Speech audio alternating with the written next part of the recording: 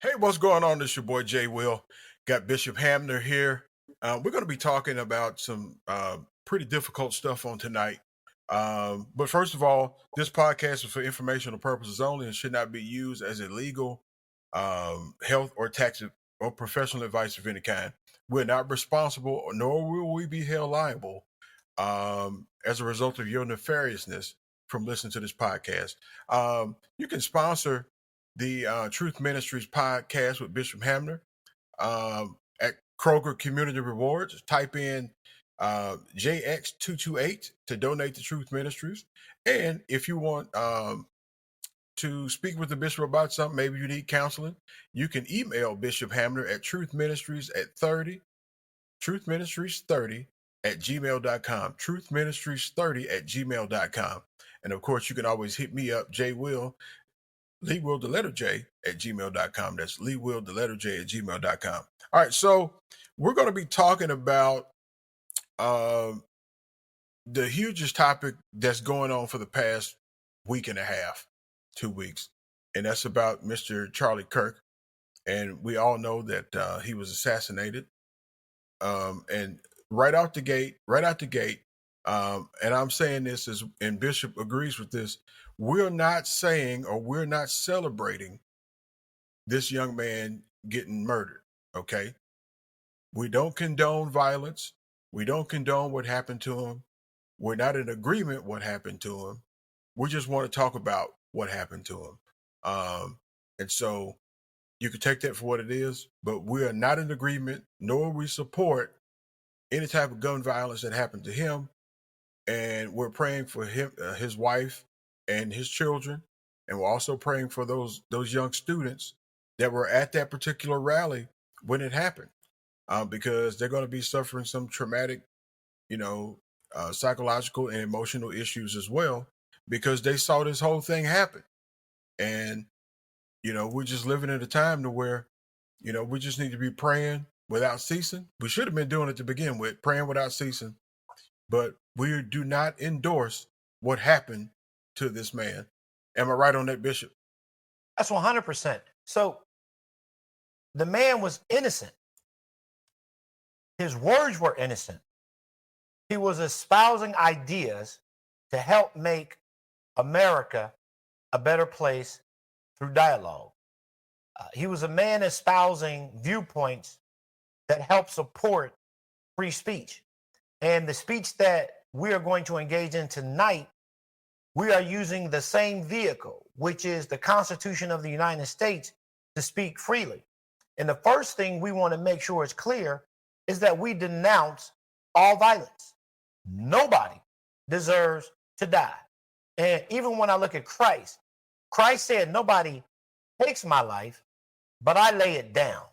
And this gentleman did not start his day with the thought that he was going to lay his life down for his movement, but he was engaged enough in his movement that he was willing to take it to the streets, and he was willing to enter into dialogue. And he only walked around with the most modest of security because he believed that his position was worth talking and communicating with, and he wanted people to get close. So he embraced dialogue. And to honor not only the Constitution of the United States, we want to honor what this man contributed to society, and we want to honor how he lost his life.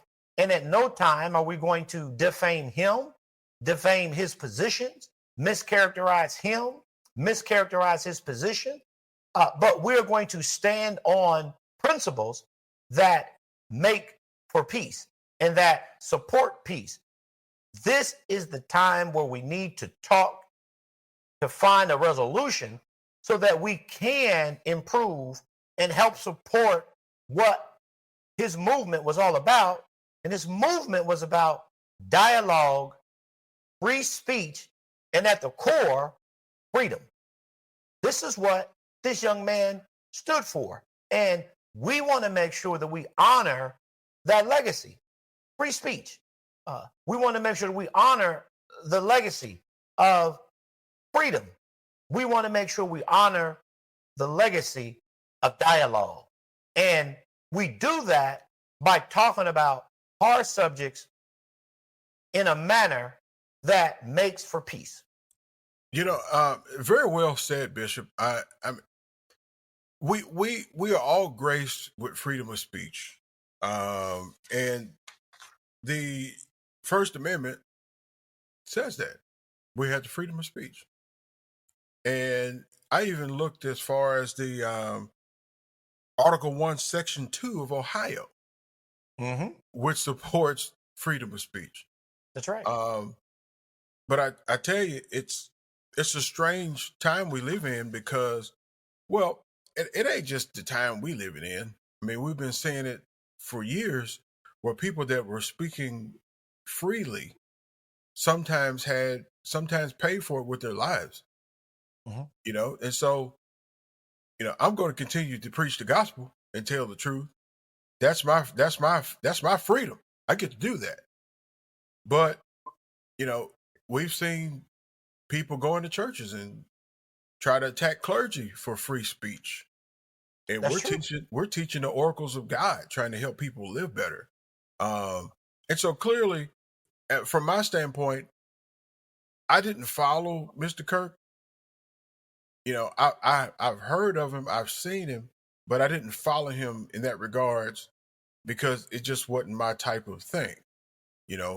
I listen to more Noel Jones. That's my type of, rhetoric, if you will. If I'm going to listen to something, it's going to be something about Jesus, and how I can be more saved and have more deliverance in my life so that I can see Jesus one day.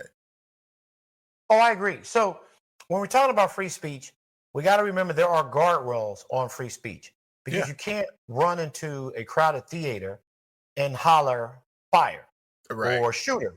And there are no shooters and there are no fire. And then somehow when it comes to the law that was made for the lawless and disobedient, say that under the First Amendment, I have a right to do that. No, you can't. So there are guardrails. One of the things I want to talk about are those guardrails.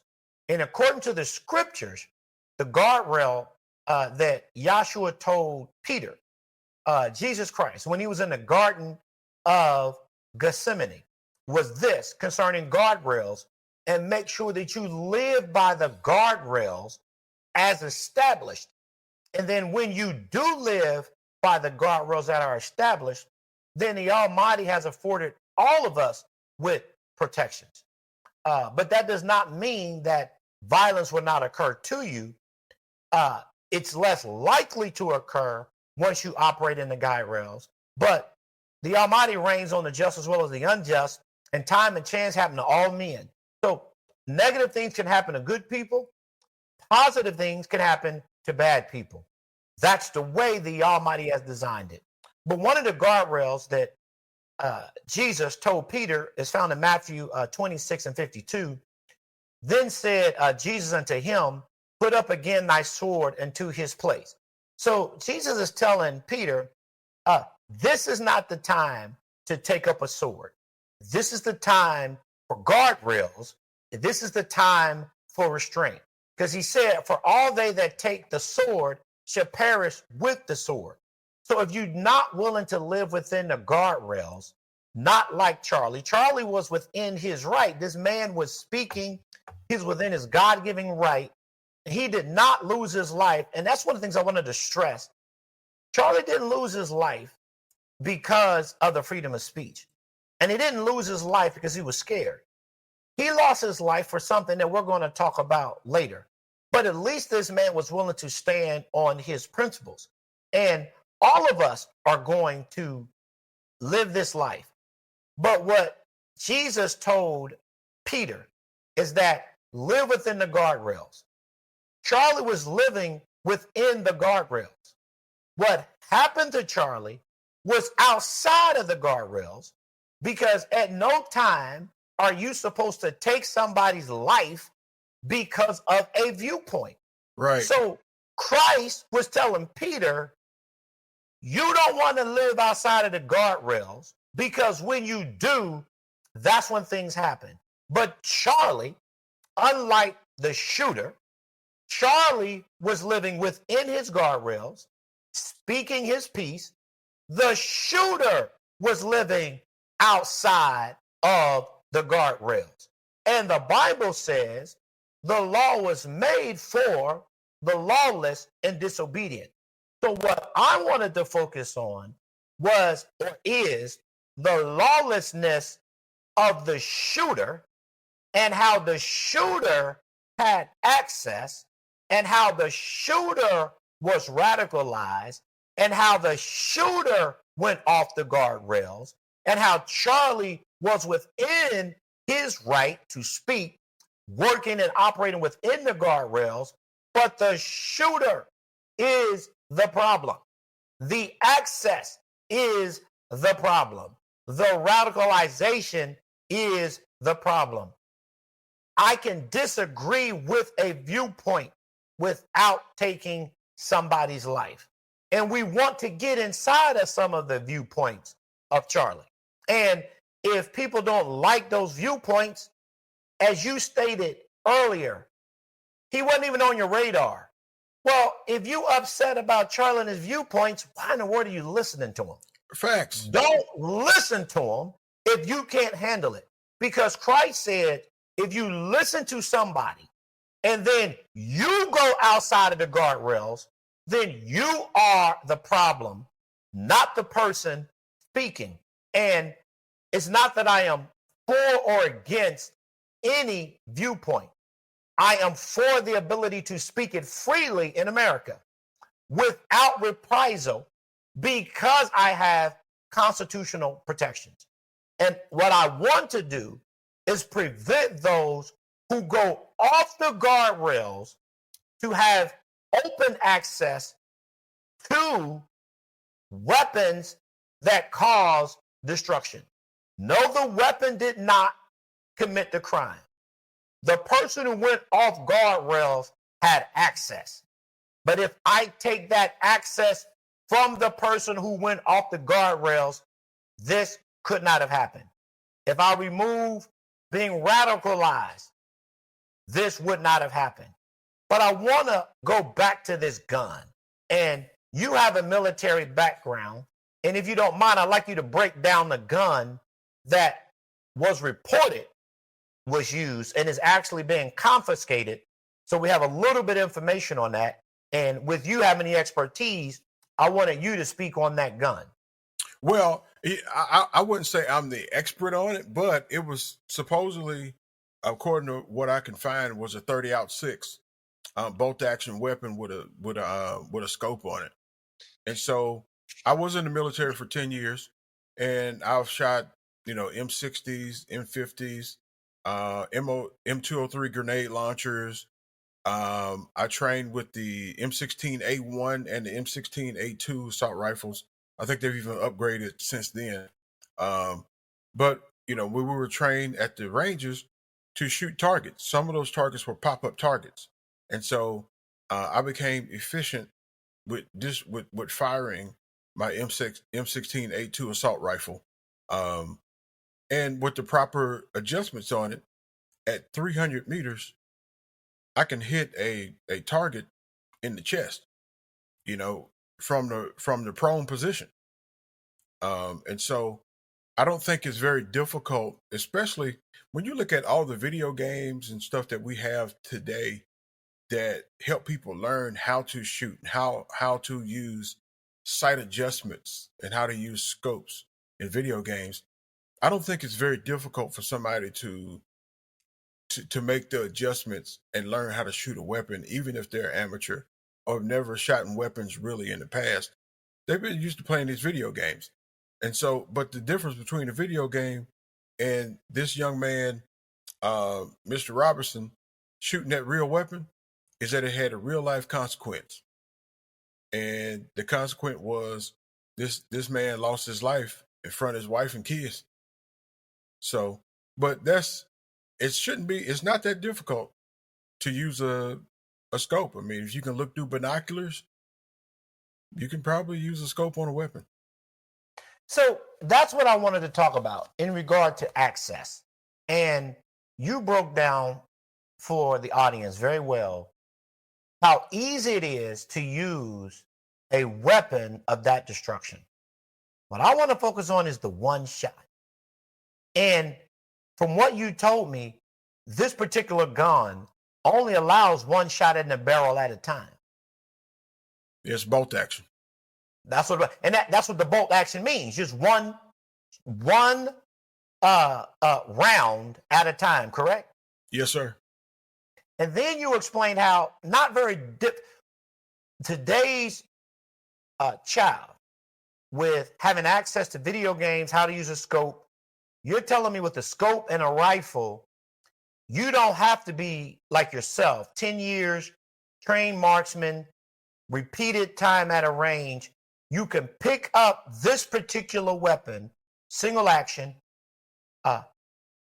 with a scope, and not much knowledge at all, not much understanding at all, just know how to pull a trigger, put it in, pull the bolt back, drop it down, squeeze the trigger, aim and fire, and the accuracy is going to be above 90% for most people who fire this weapon. You said you were hitting it dead center, lining it up, and you didn't even have a scope. So with the scope, a person who's shooting is going to hit their target at a very high percentage. Well, a lot of the scopes, I won't say most of them, some scopes have an X in it. So like a cross. And where the two crosses meet in the middle is the center. So I went to the shooting range several months ago with a friend of mine because he bought a new weapon. And I kept saying, man, I don't want to go to the shooting range, man. I don't want to go. He was like, oh man, you must can't shoot. It's like, no, that ain't the reason I don't want to go. I just don't want to go. So I ended up going with him anyway. And beautiful weapon he had.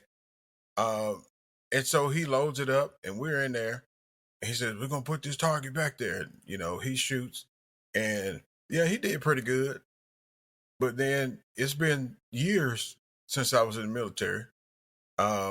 But I my first time with his weapon, my first shot was a little to the left, but my next 5 shots were center mass in a nice little circle. He was like, man, you can shoot. I said, I never said I couldn't. I just said I didn't want to. So this guy, with the way, and according to the media, he played video games. Video games is just like a simulator. Like they have driving simulators. Right. They have airplane simulators to teach you and instruct you on how to And these video games are created in real life scenarios, real life technology. They are as factually accurate as real life accurate as they're dead nuts on their accuracy. Yeah, so like when I was growing up and we had the shooting games on video, shooting video games, when you shoot the person, the little avatar just falls down. Right. Now the avatar is bleeding and moaning and groaning. Like, correct. It's so real like that. Right. I think that sometimes people are have an illusion and mixing up pseudoistic reality with reality. And so I'm not saying that it's the video game's fault, but what I am saying is that we have to be mindful of a whole bunch of things when we consider gun violence of this nature. There's a whole bunch of things to consider. And I think that people that are sitting around, doing what they do and playing video games that display a significant degree of violence is never helpful with people who are psychologically and emotionally unstable in the first place. So I'm in agreement. And you're pointing out with his experience in video games, firing this particular weapon, because what I want to point this out.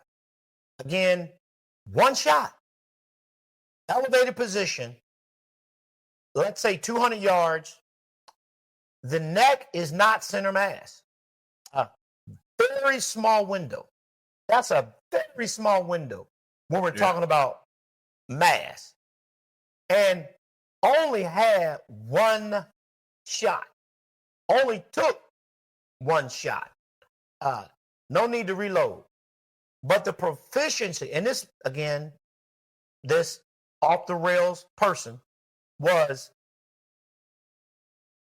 accurate. One shot, very young. He didn't even have his full muscle mass developed, but he was able to take this weapon, and from the reports, it was a family heirloom. Take this weapon, fire it. I don't know how many times he shot it before. All that's going to come out. But with a pinpoint accuracy, took this person out with one shot. If this, and we're just talking about the background on what we know, what's reported. But if it's this easy to kill someone with that weapon, one shot from that distance, I'm saddened that Charlie lost his life. Right. But now is the time that we need to discuss access to a weapon that allows you to be that lethal from that distance without years of training. You cannot just walk on an NBA court and play a video game and go play basketball. Can't do it. It will not transfer. You cannot play a football video game, strap on pads, line up in front of an NFL team and play. Facts. But there's a movie, and you can do this, where they took a person similar, young person, who drove cars that were realistic and became a real Indy driver and placed on the stand. They made a movie about it. He did it in video games, became a real Indianapolis 500 driver, placed on the stand, third place, all through simulation. You can do that with the video games on cars because the simulation was so real with the track, with the steering wheel. What was not simulated was the G-forces, but he was able to handle that, overcome that, compensate that. But with a high-power rifle, if all it takes at such a young age of proficiency is hours of simulation, and we continue to give access to these young people, and I want to deal now with that other point, because again, I can't state enough, Charlie is innocent. His viewpoints are innocent. The person who was off the rails is the shooter. The shooter was radicalized. Right. So what does it mean to be radicalized? The process where an individual adopts increasingly extreme beliefs or attitudes, moving away from the mainstream, social norms, and potentially leading to support or engagement in violent or extreme actions, ideologies, political, or for religious goals.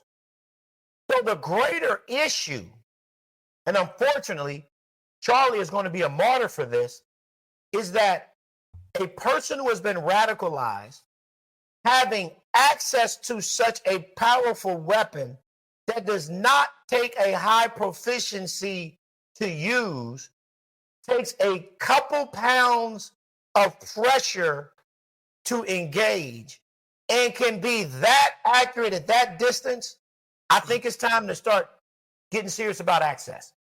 Because we're about to open up a can of horrendous actions from a whole generation that is suffering from not only mental illness, my opinion, not a professional diagnosis, only looking at not being able to have a conversation, believing that what you are doing is for the greater good. That's what it means to be off the rails, off the reservation. That's what mental illness is. Not having the ability to reason, to critical think, and then to take that and turn that into violence. The young man who committed the act was off the rails. We're going to have that conversation of access, because what I'm pointing out is that there are going to be more Charlie Kirks out there. Charlie Kirk, sorry. Charlie Kirk. There's going to be more Charlies out there, but there's going to also be more of these young men that are out there. And Donald Trump encountered one of these young men, similar weapon on the roof, but nowhere near the same, did not have the same ability, but had access to a similar weapon, but the target and the accuracy was not there. But the weapon was very accurate, but the person was not. And to continue to give radicalized people access to these weapons who have been radicalized, that's going to increase the danger, and that is going to silence speech. That's what we don't want. We want speech, and we want the ability to have an open dialogue. And what I don't want is to create environments where people are innocent until proven guilty, but reversed. Guilty until proven innocent. Right. We don't want that environment. We don't want them to flip the narrative that a certain group of people are guilty automatically because they don't agree with a viewpoint. So you're guilty. So we're automatically going to charge you. We don't want that society. We want dialogue. And unless we change the access and how accessible it is to be able to utilize a piece of equipment. The reason why Charlie was in an open bowl at a university was because that's his claim to fame, is talking to college students. Right. But his freedom was used against him. And this radicalized person who could not handle a conversation took this young man's life in front of his family and in front of his kids. That creates a whole nother cycle of generation of people who now become radicalized to do similar type of violence. Nobody is winning when it's violence upon violence. And that's what Christ stood for, the end of the violence. And whether or not I agree with this young man is totally different than the position we're taking with this podcast. We're telling you that if access to weapons that took this young man out and we don't address that access, we are going to have more. Yeah, I mean, I'm not disagreeing with that. I think that we just live in such a time to where people don't want to hear and not willing to talk about differences. And whether or not I agreed with the philosophy of Mr. Kirk or not, I still don't believe that he should have died for believing what he believed. Oh, that's a fact. I always go back to, friends of mine's, so I'm telling on myself a little bit. So me and these buddies of mine, when I was in the military, they said, hey, we're going to go over to this place and we want you to go with us. And I was the designated driver. Them guys had been drinking all day long. And, so it was on one of our off days. And so I drove them to this place that was way back off in somewhere. I was like, man, where y'all got me going? So we finally get there and we all walk in. And the waitress came from behind the counter and she says, hey, you guys can stay, but he has to go. They were talking about me. Says, y'all can stay, but he has to go because these guys around here don't like black people. And I was like, you ain't got to tell me one time. I don't want to be any place that you don't want me at. Right. And I say that to say this. I didn't get mad when the lady told me that. I didn't get upset when the lady told me that. I didn't yell out, "Where's my rights? I got rights. Plums unum. I deserve to be here. We're all free in America." No, man. If you don't want me there, I heard you. I'm going to leave. And so we all left. The guys were apologetic. It was like, "Oh, man, we just didn't know." Nobody knew. That was their viewpoint. I didn't get mad because of their viewpoint. People have the right to believe what they want to believe. Whether we believe Charlie Kirk was accurate or whether we believe he was inaccurate, he's still protected by the First Amendment, free speech. He wasn't hurting anybody. He wasn't causing harm. Whether you agree with him or not, that's your business. That's what we have the right to be. But he didn't deserve to die by this kid who happened to be an intelligent kid, by the way. He wasn't an idiot by no means, because he had a 4.0 GPA when he graduated high school, and he got a 4-year full ride scholarship to, I believe it was the University of Utah State University. So he wasn't an idiot. But to your point, somewhere he got on the radicalized boat, and he couldn't get off of it. And as a result of it, he took a weapon that's supposed to be used for hunting or protection. He had access to it, and he used what he had access to commit a heinous crime. So Christopher Wray, he was the FBI director from 2017 to about 2025, and he stood in front of a congressional panel, and he stated in 2023 that domestic-born terrorism is the greatest threat facing America. So for those who don't know who terrorists are individuals who literally terrorize you, and they force you into doing something that is not free, against your free will, but is based on their ideology. And they literally use terror tactics. And domestic means homegrown. This is not Al Qaeda. This is not Al Qaeda. This is not the Taliban. This is not Hamas.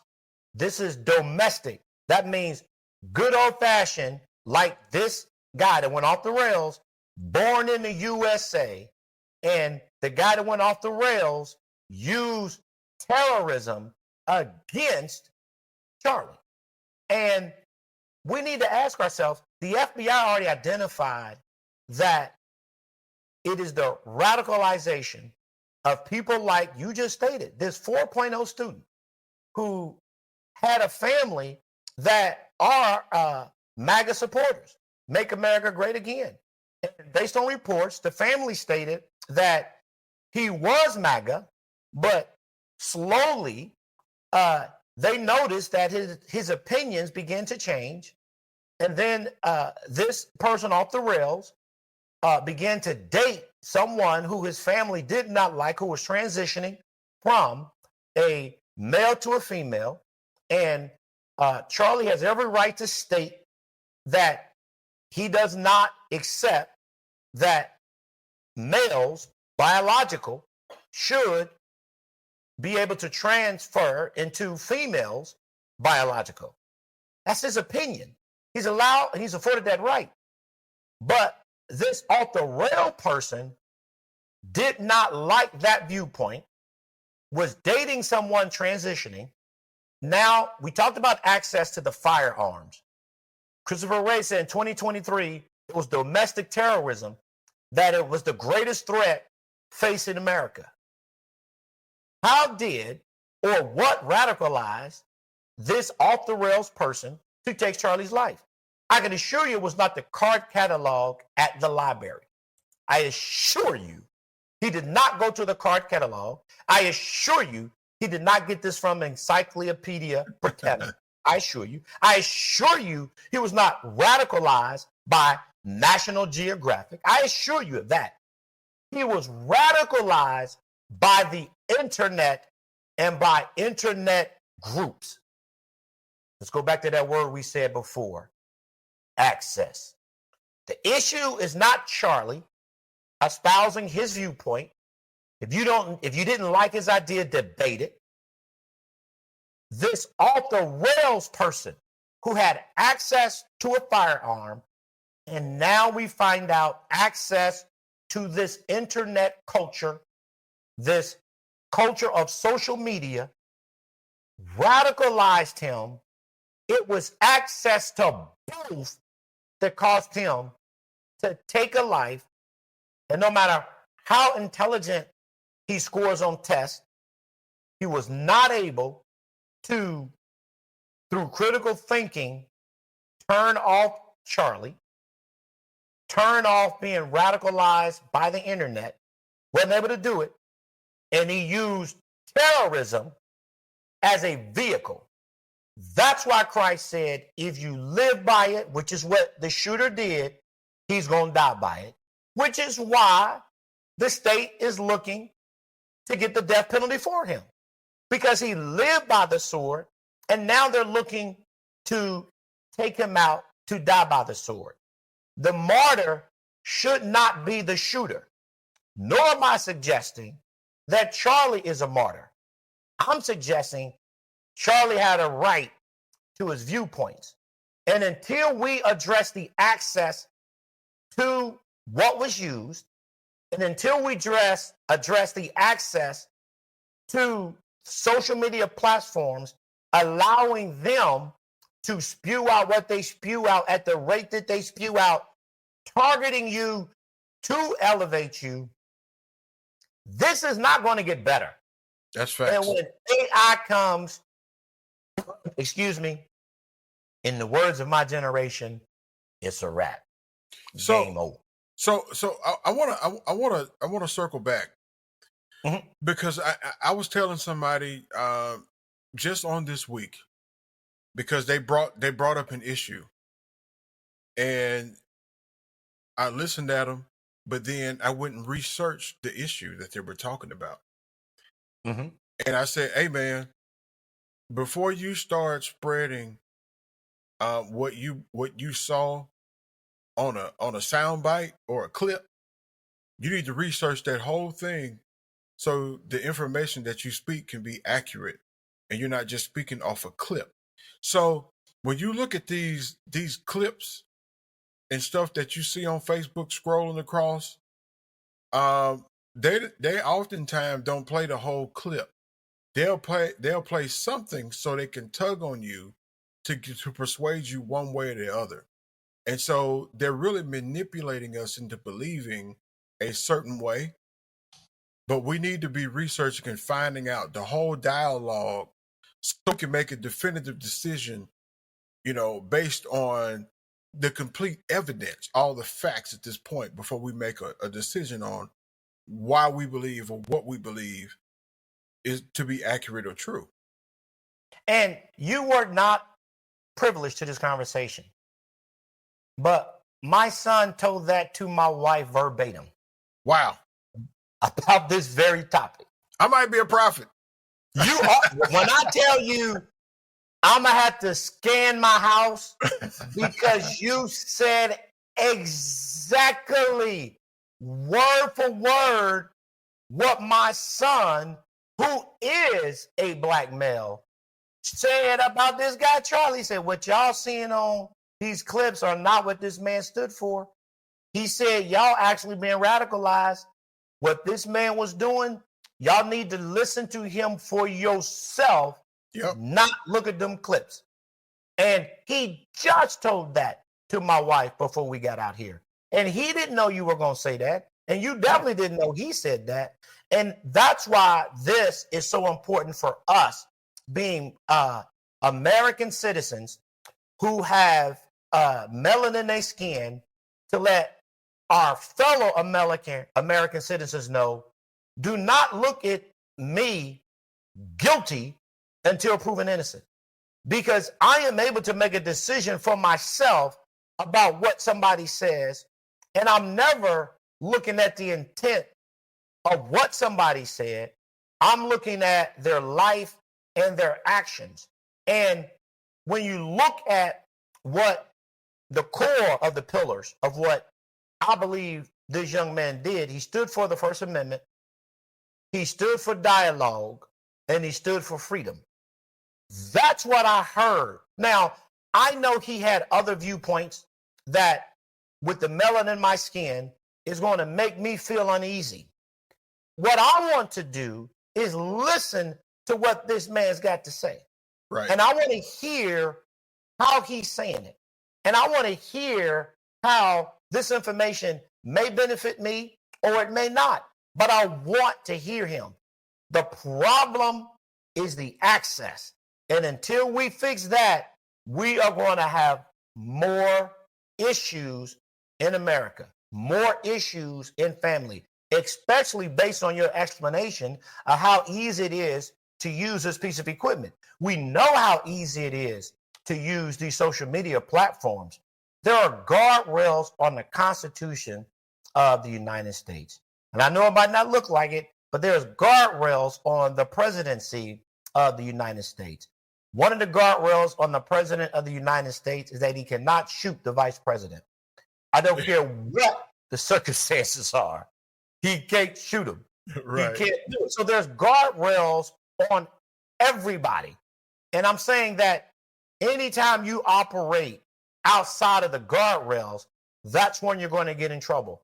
And if you got access to means that will allow you to become the judge, the juror, and the executioner, we need to remove access from individuals who are going to become the judge, the juror, and the executioner. That person should not have access to being radicalized, should not have access to high-powered weapons that allow such an ease of use that the weapon itself increases your accuracy. Man, there's a lot of people who say a lot of things. Man, my wife and her biscuits, come on, man. She got access to a high-powered fire weapon. After I talk about the biscuits that she made, I'm still pulling out my teeth and still making dental appointments. But the last batch she made was delicious. The first batch, I had to see my dentist, get a complete reconstruction. It was so hard. You trying to end up in the doghouse. Well, I'm just saying, but you can't allow that mad wife to have access to anything. So I'm allowed to say it's nasty. It don't taste good. I'm allowed to say what I say about it. But she should not be able to take my life because of it. And that's what this podcast is about. You can have strong, passionate disagreements. But when you part, you both are supposed to be breathing. So, you know, I'm a strong believer in that freedom requires a whole lot of responsibility. That's right. And I think that I believe that if you want to be free, then you have to behave according to your desire to be free. I don't think That's that, and you have to be responsible. I don't believe that irresponsible people should be free. I don't care who. I don't care who it is. So I agree. My way to handle this would be, because I definitely I don't want to take away the freedom of people to have the right to bear arms. I don't want to touch that. But what I will say is that if you've proven yourself to be irresponsible, if you've proven yourself to be emotionally and psychologically irresponsible, then we should make it a mandatory law that those people should not be allowed to have weapons. And if those people who are emotionally and psychologically disproportionate and not responsible, then they do not get weapons, or there's a high consequence if you get caught with one. But for us responsible people, it's not fair to me that I shouldn't have a weapon. It's not fair to you that you should not have a weapon because we're both responsible people. But for the irresponsible people, that if they already say, oh, if you're a felon, you can't have a weapon. Okay, well, if you're a felon and you get caught with a weapon again, then you just don't get out of prison ever again. I'm just that strong, No. And I understand it, but he doesn't meet your criteria because he's not a felon. I'm saying the last part. So Yeah. he's not a felon. So and this wasn't his gun. This was a family heirloom. So he would still be allowed to possess this particular weapon, even based on what you are describing now, which I think is a good start for somehow addressing, and the term is just access. And I agree what you said. Everything you said is an access, and some type of way should be prevented. Would not prevented him. The other dilemma to me is that, again, at such a young age, this guy's in his 20s. To my understanding, based on reports, around 22, 23, very young. Who trained him to scope out the area? Who trained him how to get a weapon to that location? And this was not a pistol. This was a long gun. Where did he learn how to? He didn't have your 10 years of military experience. How in the world, why would we provide the access to that specific degree on how to take someone out who you disagree with? The ability to be able to maneuver that it's a long weapon, not a handgun. It's about this weapon that he used, from the butt of the gun being at his feet, going to his waist. The barrel is going to be beyond his waist. It's hot summer in Utah, so you don't have a trench coat on. How in the world are we allowing access to information that gives him access to get to a door, an elevator, that leads to an elevated position, that allows him to crouch down with a black blanket and shoot? That's the problem. He should not have had access to even know how to do it. I'm just telling you right now, I still don't know how to create rocket fuel, and I don't have access to it. You know what else I don't have access to? I don't have access, and just ask Iran, pun intended, on how to create a nuclear weapon either. There are certain things that they don't give us, even on the internet. There are certain things that they won't give us access to. Why is that? Why don't we have access on how to create a rocket to go to the moon? Why don't we have access to that? But I can tell you, Bishop, you may not be able to find it on YouTube. You may not be able to find it on Google. You may not even see it on Facebook. But there's a dark web out there. And some of these people are members of the dark web. And they get all that information. And it's, I've heard the government say that it's hard to keep track of everything that's going on the dark web. But they're doing sex trafficking, they're selling narcotics, they're selling guns on dark web. No, I'm not disagreeing with that. But my point is, if the dark web, Kim Jong-un does not have access to nuclear weapons, and he has a whole building dedicated with hackers. Yeah. Dedicated with hackers. But he still don't have access. There are people who would do a lot of harm if they had access. Oh, yeah. They're keeping access away from people who would do the harm. Iran would destroy Israel in a minute if they had access. Even Putin, who hates America. Putin hates America. Putin don't care nothing about America. Putin, if Iran can give Putin Ukraine, he would give Iran nuclear weapons. Why hasn't Putin given Iran or Kim Jong-un the nuclear weapons? Same thing with President Xi. How about this? Same thing with not Australia, but Australia, yes. Same thing with not Afghanistan, India. That's the one that has nuclear weapons. Same thing with India. Why hasn't India given? People keep saying that I'm not disagreeing about what people can find out there, but I know there's a lot of things that people want access to but can't find, and they got money, they got people searching, but they still can't find it. Until we are able to solve this access issue, and I'm starting to think they don't want to solve the access issue because they're able to use it to work behind the scenes to do what they want to do.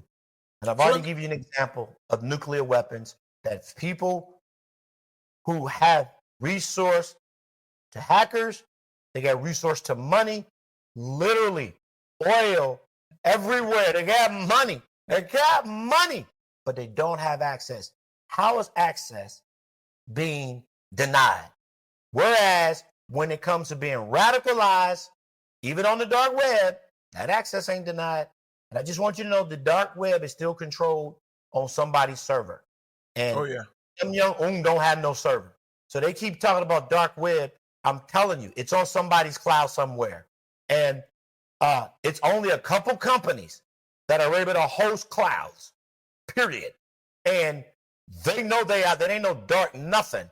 It's in somebody's data room and they know it. But that access is still being controlled and the information is still being allowed to flow freely. This off the rails person had access. That's the problem. Access to firearms, access to being radicalized. That access was not denied and they were able to carry out. They exploited our freedoms. The scripture says that sin used the law as an occasion, meaning that the law was holy, just, and good, but sin perverted the law. And since it had access to it, tore it up, completely destroyed it. Until we find a way to remove access, these things are going to continue to happen. And what this and that's why I don't want people, you're crazy to celebrate this. Right. This has powered a movement that's going to be more powerful than what occurred at the split at the Civil War with the North and the South. And this is not what you want. And you see the ripples that have been caused because this person went off the rails. We're going to have to find a way to limit access. We got to promote the freedom of speech. We have to promote hard dialogue. We have to promote differences. And we have to promote that afterwards, you both are able to leave breathing. If you started the dialogue breathing, you should be able to leave the dialogue breathing. And then somebody should not be able, with 200 yards away, while you are speaking, take the breath away from you because they had access to two things that they had no business having access to. How in the world does this cat know to get up tall, man? That's just wrong. The fact that he know to get up tall is wrong. The fact that he know to shoot was wrong. The fact that he know the bullet to use is wrong. That access is wrong. A lot of people don't even know. And you military, you're going to do, you know better than me. You put a gun and a bullet. Give me one gun and 5 bullets and tell me, put this bullet in a gun. Give me 5 bullets and 1 gun. Because I don't have access. I don't have access. And when you give that access and put it in the wrong hands of somebody who's radical, and it's just. So you know what you don't have access to? You don't have access to the U.S. Treasury, do you? No. Why is that? So I'm telling you, there are ways to stop access. There are ways to stop access. I had to think about that for a minute. You said the U.S. Treasury because I got a couple of dollars in my pocket. We got a couple, but we ain't got what's down there. But I want to say this, Bishop. You may agree or disagree. I think there's 2 points of access here that I want to bring out. So there's the access of knowledge. Yes. But then there's the access of material. That's true. This guy, so if you're building a nuclear bomb, you first need the knowledge of what it takes to build it. But then you need access to the material. So you can have the knowledge of it, but not have the access to the material. This particular gentleman had the knowledge of it he had the access of the knowledge, but he had the access of the material to complete his mission. So that's what we got to prevent. We got to right. So I think the knowledge is always going to be around because there's people, if they're not going, they might be just passing out pamphlets, or they may be passing somebody a note. They may be sending somebody a text message. But the access of the material. So, I know how Claymore mines work. I took Claymore mine training when I was in the military. And so I have the knowledge of what it takes to be able to set up Claymore mines. But I don't have access to the mines. That's correct. So I just wanted to point out there's two different accesses. Do you realize, since you brought that up, that's another one that I never realized. And I know it's an access and they're preventing it. Like you said, material and knowledge. Let's stick with that. They don't have hand grenades on the street. I haven't seen any hand grenades being dispersed on the streets. Well, you don't have to say that. Even though you weren't born in this day, this day they got cameras, and we would know it if somebody had a hand grenade and launched it. But you realize that there are no bank robberies being committed with hand grenades. You notice that there's no hand grenades found in the park. You read that. Access. You know what else? A rocket launcher. Yeah. Why don't we see in the ghetto, which is where a lot of people think it would be found? I don't think a rocket launcher would be in the ghetto. I honestly believe it would be on a farm somewhere with one of these country cowboys getting drunk, looking at trees, launching them. That's they're making the potato launchers. They got potato launchers. Yeah. But it's the same concept though. No, I'm in agreement, but there ain't no bomb strapped to it. Why isn't there access to that out there? And I'm just letting you know that, to your point of knowledge and material. Yeah. Most people, and we all got the knowledge on how to use a grenade. They'd have made that dummy proof. Once you pull that pin and you release, there's a timer clicking. Hey, when I was in the military, we had 3 rules because I took grenade training. 3 rules. Pull the pin, prepare to throw. The first rule of throwing a grenade is not to milk it. Because as soon as you let the tension go on that clip, it starts that timer. So pull the pin, prepare to throw, and you get down. And let me tell you something, man. We ought to be thanking God every day that people don't have access to grenades. No. Okay. But I'm saying, whatever policy they have in place, to prevent that access, those same minds need to prevent the access to these high-powered weapons and to being radicalized until that is stopped. And we done already talked about 3 different major things that we don't have access to. Right. But you're from the military, SOPs, standard operating procedures. People work at preventing access. That's why they're not on the streets. There would be in Chicago. If Chicago could have hand grenades in boxes of them, they would have them, and they would be taking them and throwing them. Why wouldn't you? Woo. Why would, if you are mentally unstable, why in the world wouldn't you take a grenade and throw it? They're doing the same thing with guns, especially for a turf war, a drug guy. What is he shooting you? He let you sit in your car, take that grenade and drop it in your lap and just go the other way. So I'm saying, but they're preventing access. We are going to have to change this discussion. This man's death should be the platform to springboard us to the greater discussion, not to what he said that made somebody upset or they didn't understand, couldn't hold two different opinions in their brain.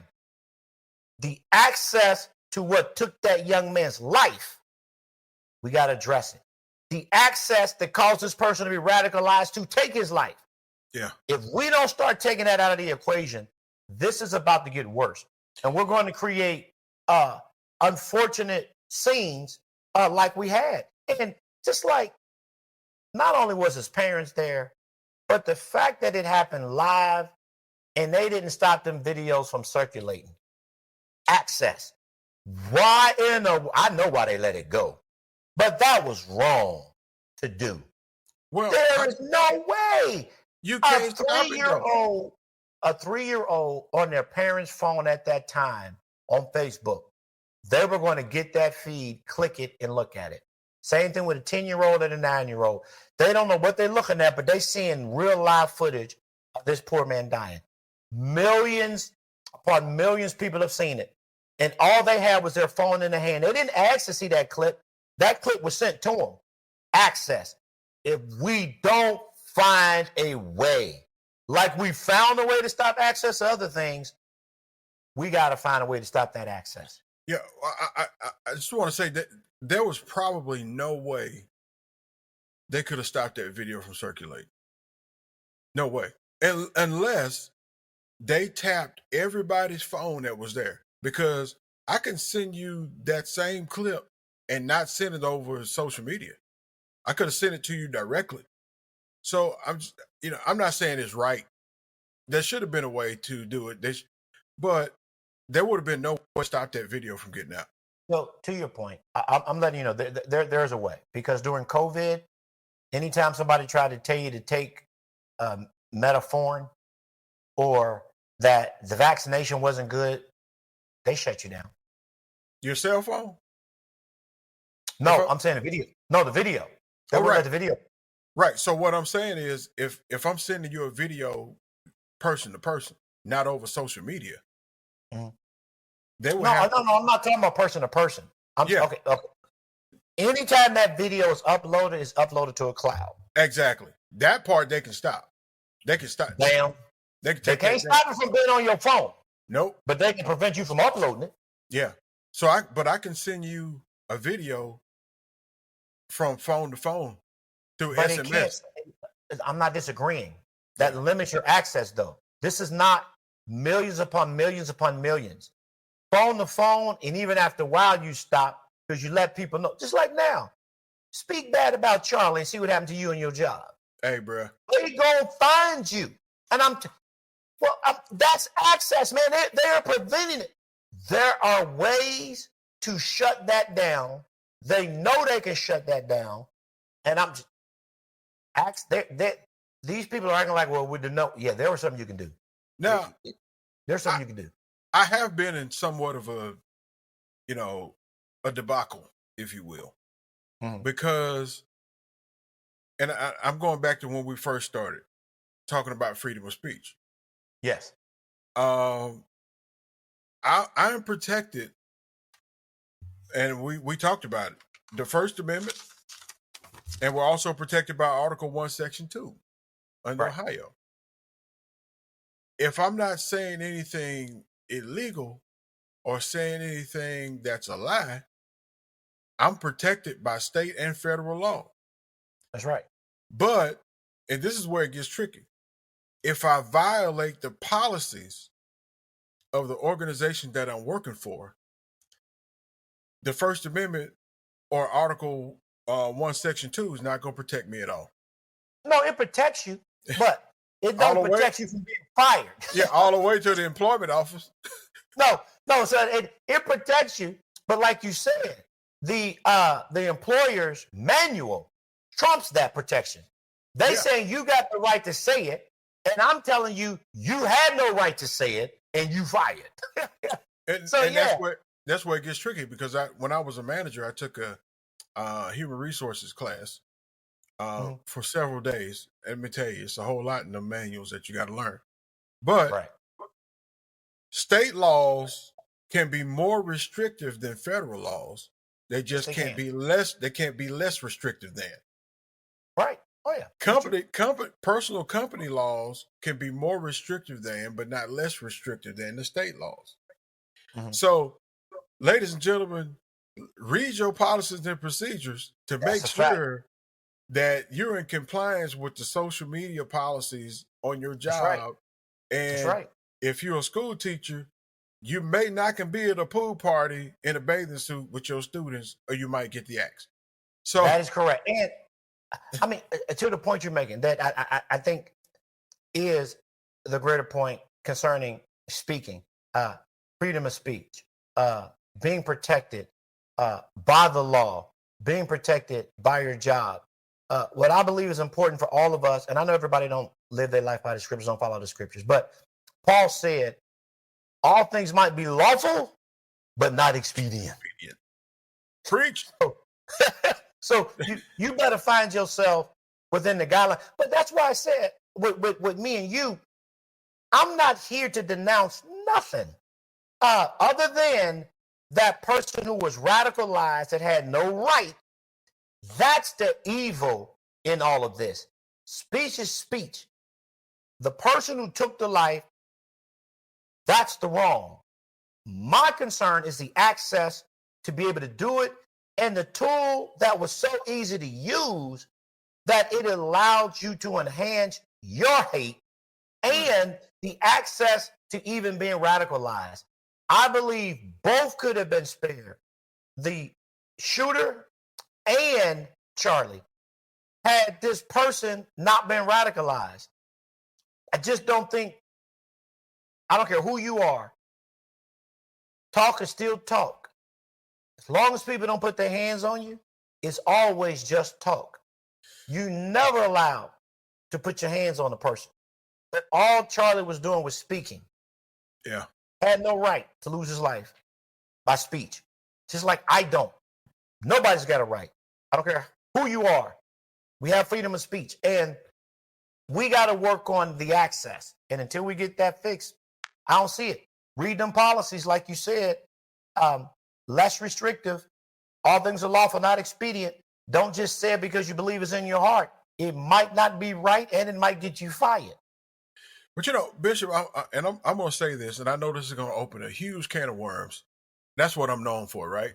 Jay Will always opens a can of worms. This is Jay Will. I open cans of worms, just in case you didn't know it.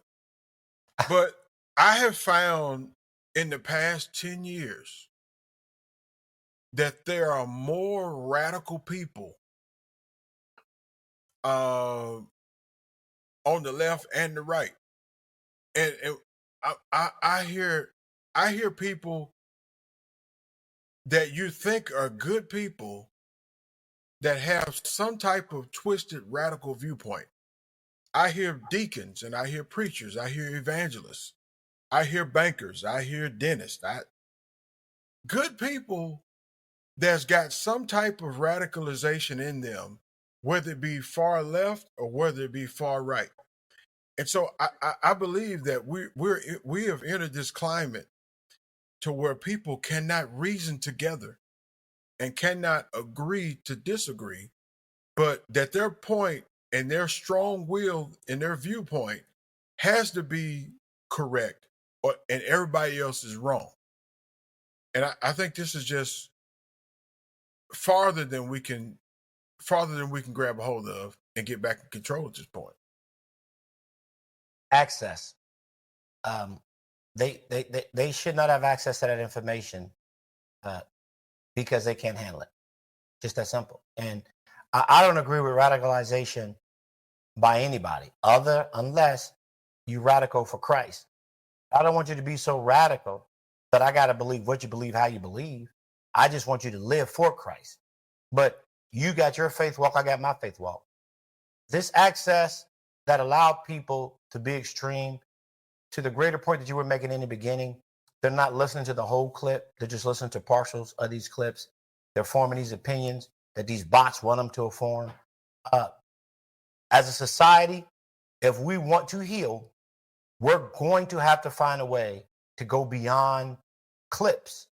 And we got to find a way to find the human side of every argument. Just find the human side of it. So Bishop, about this radicalization, what are your thoughts on that? I don't want anyone to be able to be radicalized on either side. I do believe in being radical for Christ, but not radical to the point where I won't accept your belief. You have to accept mine. Don't believe in that. I don't believe in extremes on either side. And I am not a left, right, or independent. I am not for anyone having access to something that does not allow them to see the human side of the discussion. Any discussion, you want to see the human side of it. And I don't want to be guilty first and then innocent later. Right. So if what you are espousing says that the person that I'm espousing this about is guilty. So if I start with a Democrat, if I am guilty because I'm a Democrat, I'm saying something is wrong with that. If I'm guilty because I say I'm a Republican, something is wrong with that. If I'm guilty because I say I'm an independent, something is wrong with that. If I'm guilty because I say I'm an American, I'm a Puerto Rican, I'm Hispanic, something is wrong with that. We can't be guilty first. And then we need to prove our innocence. And our opinions make us guilty first. No, that is not a path that's going to lead to brighter dialogue, that leads to advances in humanity. We have to look for the humanity in the discussion. And all of our discussions can be robust. We can disagree. I don't even mind being disagreeable. We don't have to agree. We can be disagreeable, but we both should leave breathing. That's what I'm concerned about. And when we don't foster an environment where people are allowed to hold their opinions, and then they have access to things that cause them to just create more havoc and harm. And I know there are areas in our society that can cause even greater harm, but nobody have access to it. I know other nations, if they had access to it, there's a ton of criminals who would get on an island. And if they could sell nuclear weapons to all of these rogue countries, they would. Yeah. But they don't have access. They don't have access. No, same thing with the hand grenades. Or what you said, landmines. We don't have no landmines out there. Anytime you get a disagreement with your neighbor, you bury a landmine. Come on, man, what? And I will tell you this. If Amazon could sell landmines, they'd be and they'd overnight it. They probably got a baking soda recipe on there somewhere. They probably got a recipe. Just mix some bleach and baking soda. That'll get it. Or some vinegar. Make it a little. Anyway, don't do that, ladies and gentlemen. We don't say it. Won't be held liable. But Bishop, no, we're not for any violence. Bishop, this has been a great conversation. Don't forget to email Bishop, truthministries30@gmail.com, truthministries30@gmail.com. To donate to Truth Ministries, you can do it via the Kroger app under Kroger Community Rewards. Type in JX228. Again, that's Juliet X-Ray 228. My military kicked in to donate to Truth Ministries. Hit me up, leewillj@gmail.com. Don't forget to follow my music page, James Williams Music, and follow Truth Ministries Facebook page. If you want to hear some good sermons, you want to see Bishop in his robe and his prayer cloth, you can see him doing it. I tell you what, man, Bishop always has a good word. And always great conversation, Bishop. I just appreciate you. I really do. Any last words before we get out of here? We just want to make sure that we're stressing. We're not supporting violence. We're not celebrating violence. We're not celebrating the fact that someone lost their life in front of their wife and their children. It was terrible. And the celebration and anybody who celebrates it, Christ already said, if you celebrate violence, violence is going to happen to you. That's why you don't celebrate it.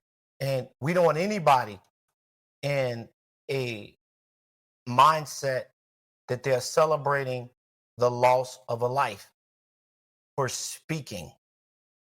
Don't do it. Don't do it. Don't do it. And remember, all these people who are celebrating, this is exactly why they killed Christ. Not for what he did, but for what he said. Hey, the Bible says that a man soweth, that shall he also reap. We're supposed to be sowing love, peace, and harmony, not discord. So, all right, until the next time, may the Lord God bless and keep you. May the Lord make his face to shine upon you, and may the Lord God give you peace.